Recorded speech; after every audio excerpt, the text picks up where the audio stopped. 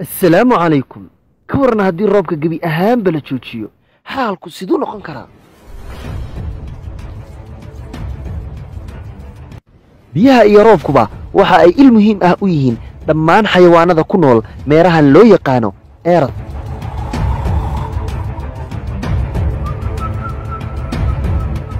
boqolkiiba 170 dhulku wuxuu daboolay biyo marka qoraxdu soo dhacdo ama ay soo dul istaagto oogada biyaha qoraxdu waxay biyihii ku keentaa uumi bax kaasoo marka dambe hoos u dhaca qaab roobaadka haddaba ka waran haddii roobka gebi ahaanba uu istaago maxaa dhici kara tusaale yar dhowr bilood kadib roobkii ayaa joogsaday kadibna maxaa dhacay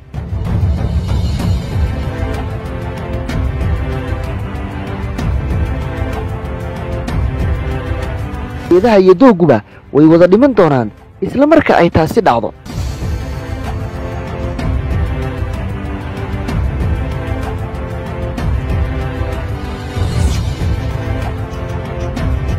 xayawaanka cuna daaqista dhirta way wada gaajoon doonaan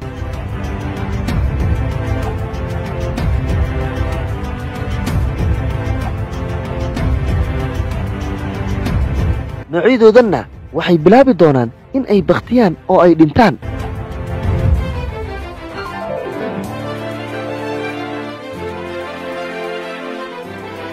marka sida ugu dhaqsiyaha badan ay dhulka ugu dhammaadaan dhirta duurjoog oo dhan waxay u gaajoon doonaan hilib ay cunaan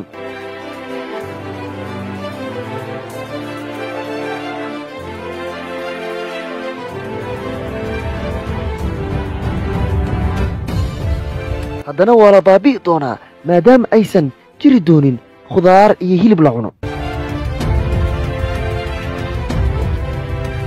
sidoo kale bini'aadamku sii jiri maayo marka la waayo biyo hilib dhir intaas oo dhan